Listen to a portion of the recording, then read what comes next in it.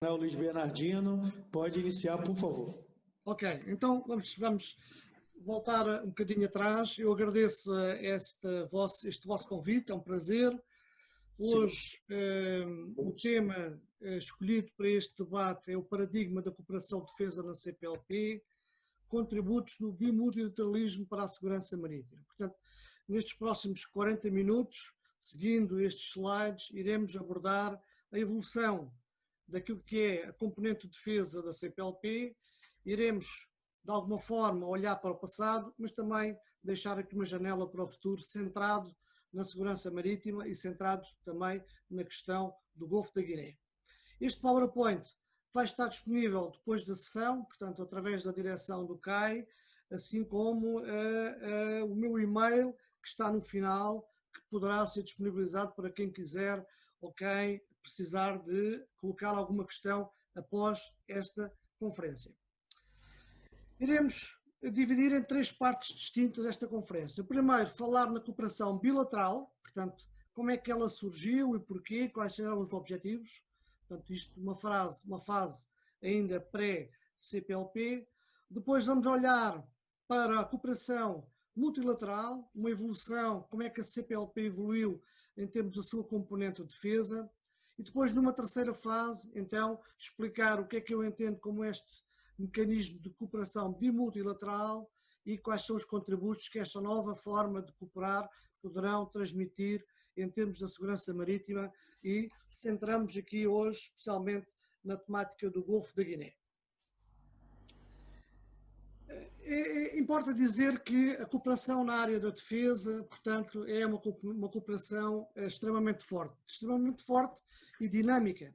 Iremos ver com mais algum detalhe, mas praticamente desde o início da CPLP, aliás, no início da CPLP a componente de defesa não constava nas 6 áreas que estavam estipuladas para o início da CPLP, mas o facto é que, passado 2 anos, esta componente da CPLP ela nasce resultando de uma vertente bilateral, essencialmente ligando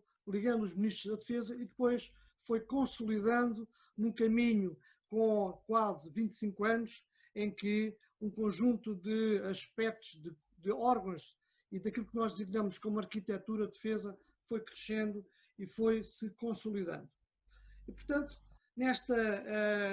cooperação, nós iremos passar por vários momentos, iremos aqui ver que há uma fase inicial, uma fase de construção, depois uma fase de consolidação, iremos ver que neste novo desafio, em termos daquilo que é a cooperação militar e de defesa na CPLP, há eventualmente uma necessidade de fazer algum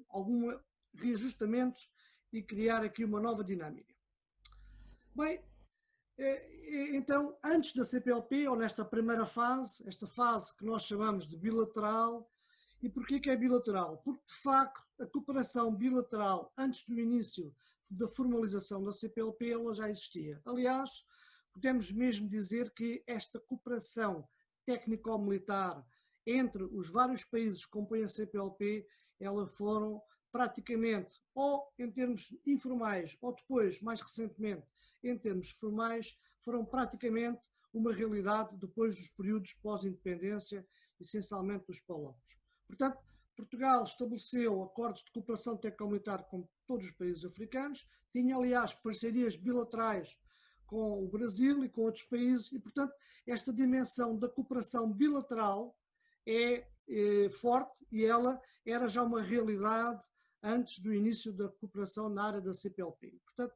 esta cooperação bilateral de defesa, ou como mais regularmente e mais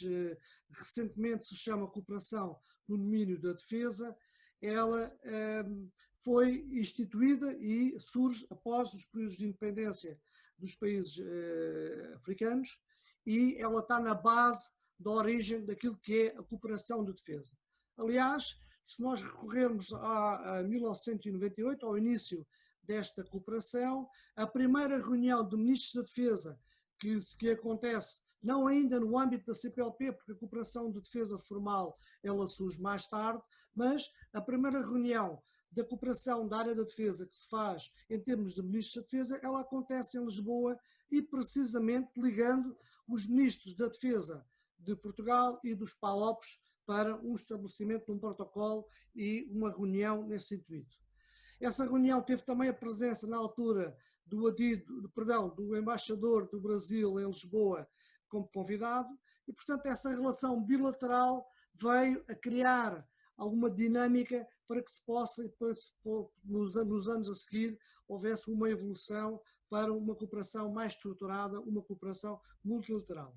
Eu chamo a atenção para dois documentos, são dois documentos interessantes da origem da CPLP na área da defesa. Um deles é o Acordo de Globalização da Cooperação Técnico-Militar, assinado em 1999, que é precisamente esse, ou seja, é um documento formal assinado entre os países, estabelecendo que essa cooperação bilateral era uma cooperação efetiva, mas que havia necessidade de evoluir para uma globalização, ou seja, essa cooperação bilateral, ela era forte, era estruturada, existiam quadros de cooperação, existia uma dinâmica, existia muita gente envolvida nesta cooperação, mas esta assinatura deste documento, o Acordo de Globalização da Cooperação Técnico-Militar, abria espaço para uma dimensão multilateral e para uma dimensão mais coordenada, mais desafiante, mais ativa, mais proativa na cooperação de defesa. E, portanto, este programa integrado de intercâmbio no domínio da formação militar vinha dar esta necessidade, ou seja, vinha criar uma plataforma em que a cooperação de defesa pudesse ser interligada e que pudesse haver partilha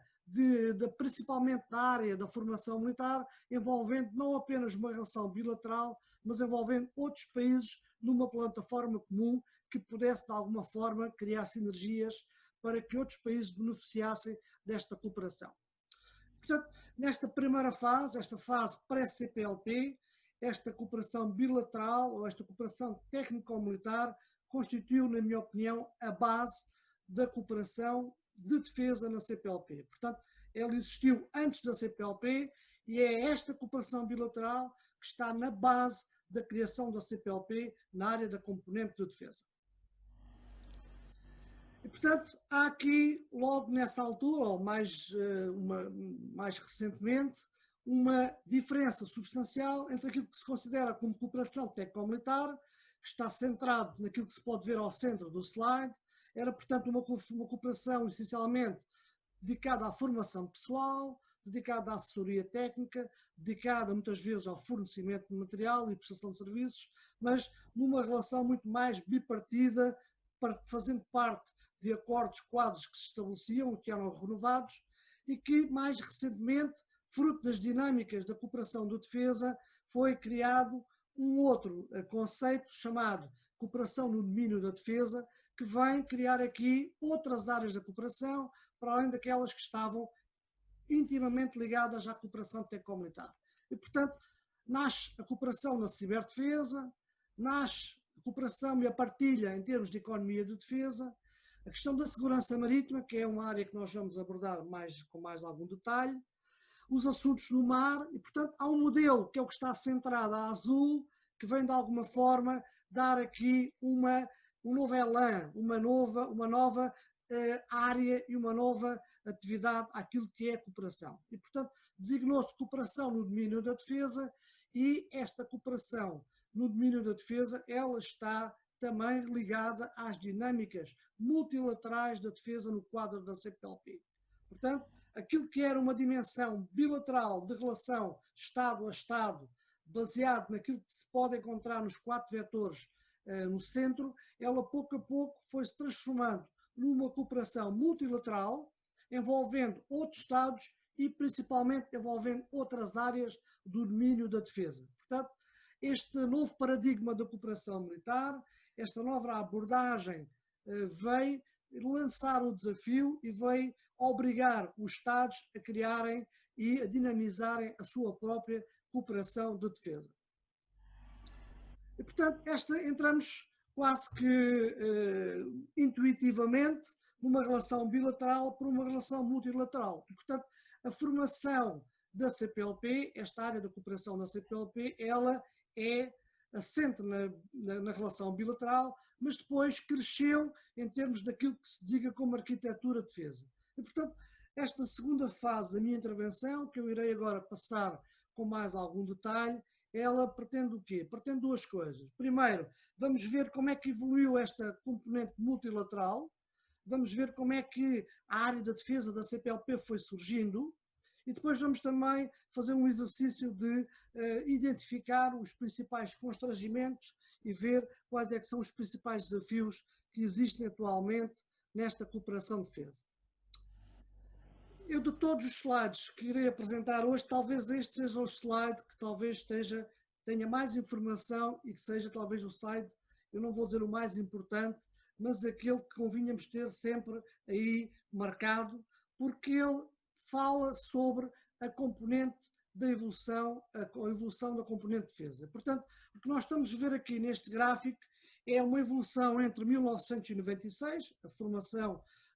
através da primeira Cimeira de Chefes de Estado, no dia 17 de junho de 96, em Lisboa, e, portanto, neste ato constitutivo da CPLP, a área da defesa não estava formalmente identificada no quadro das áreas da cooperação, ela surge só mais tarde, em 98, mas em termos de estrutura de defesa, na boa verdade, este ato constitutivo ele já identificava esta vertente da necessidade de cooperação entre Estados no quadro mais amplo que era a CPLP.